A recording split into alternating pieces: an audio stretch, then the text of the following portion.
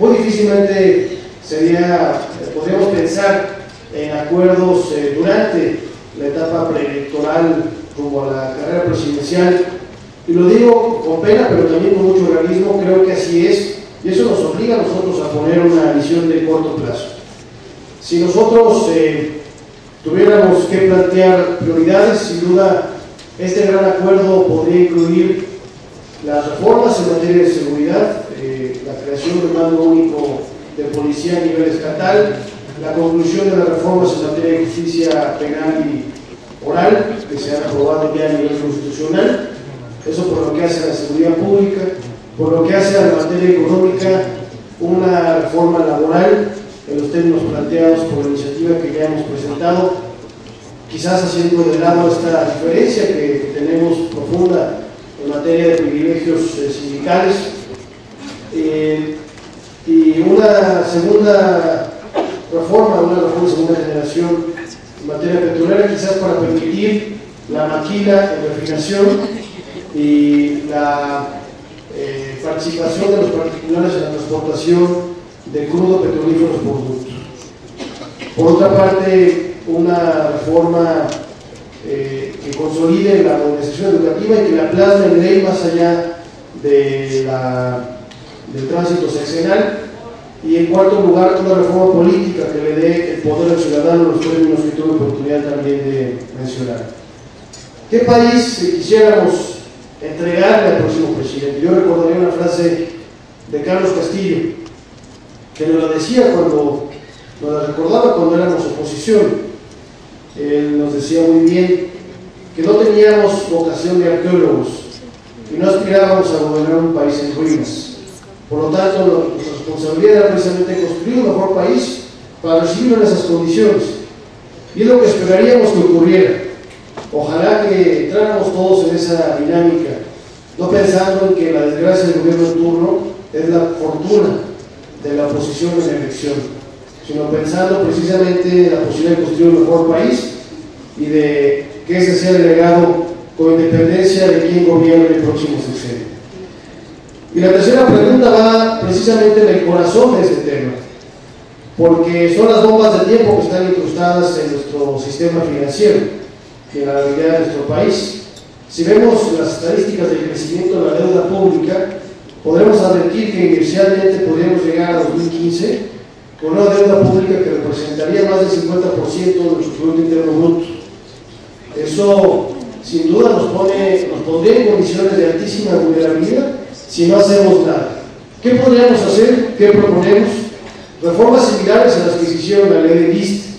Quizás la reforma financiera de mayor alcance de estos últimos 4 años, en la que también lo reconocimos, tuvimos la colaboración de los legisladores de la mayoría de los partidos representados en la Cámara de Diputados. Esa reforma, la reforma a la ley de LIST, representó 7 veces el impacto positivo que tuvo la reforma fiscal del año pasado. Ese es el tamaño de los cambios que podríamos hacer si pensamos en largo plazo. En el IMSS, sin duda, en el sistema de pensiones de Pemex, que tiene la ventaja de ser quizás un problema más acotado, pero sin duda en materia de IMSS esto ya está convirtiéndose en una reforma urgente. En suma, y con esto quisiera concluir, si no me correspondiera el uso de la palabra, agradecer esta oportunidad de compartir con los presidentes de partidos, con Gerardo, dirigente de Coparmex, con todos ustedes esta tarde, y reiterar nuestra disposición de avanzar juntos en todo aquello que sea benéfico para el país. Gracias, presidente. Te paso.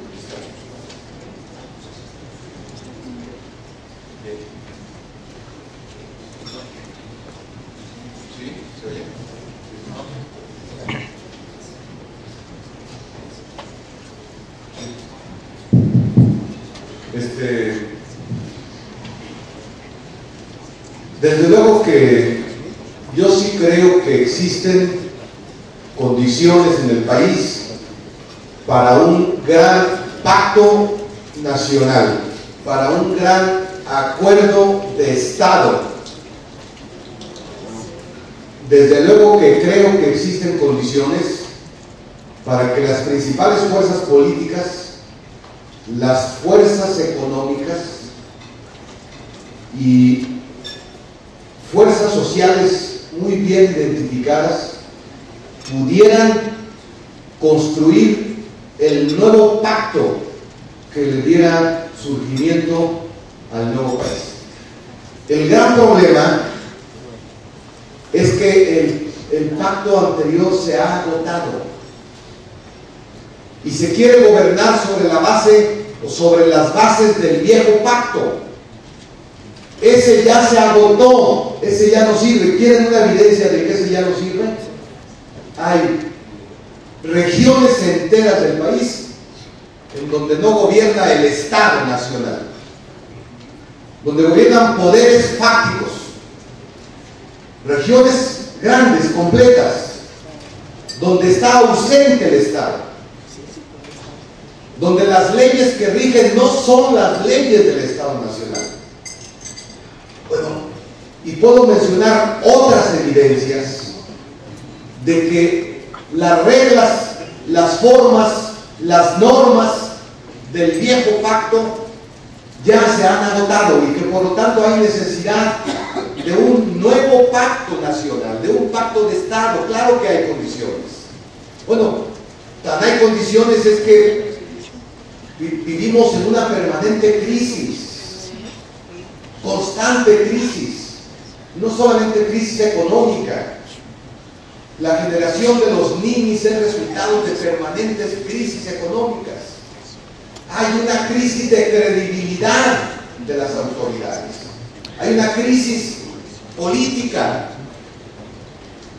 Por lo tanto, sí, desde luego que creo que existen condiciones. Pero supongan que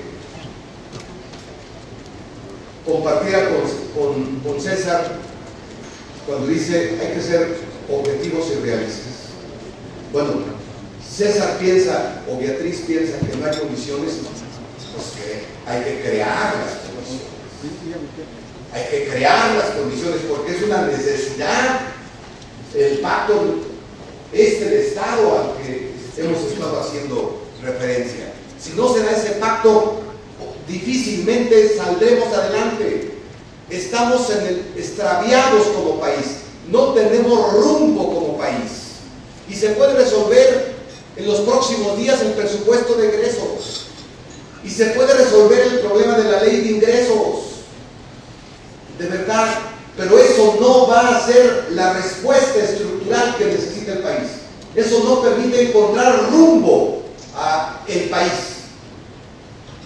Y se necesita efectivamente un pacto como el que ha refundado estados en otros países. En España se refundó el Estado español, se reconstruyó el Estado español. En Chile lo mismo pasó eso.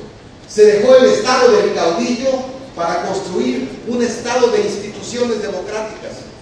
Y podría mencionarles muchos otros ejemplos de cómo se han reconstituido países a partir de reconstruir el Estado. Y entonces, claro que existen condiciones. Y yo les diría, no solamente existen condiciones. Les digo una cosa, señores y señores empresarios, no tenemos alternativa. O se hace ese gran pacto, o seguiremos a la deriva y con mayor deterioro de nuestras relaciones sociales, económicas y políticas. No tenemos alternativa. No hay para escoger. Dos.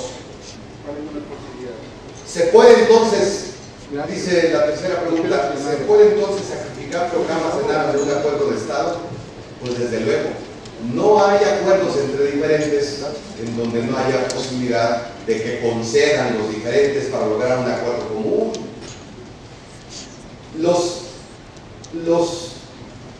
Hace poco se reunió el jefe del Estado palestino con el jefe del gobierno de Israel.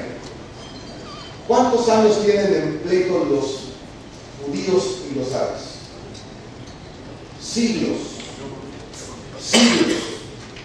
Y es un conflicto que tiene ingredientes no solamente territoriales y políticos, sino tiene ingredientes religiosos. Y sin embargo pueden ponerse de acuerdo. Avanza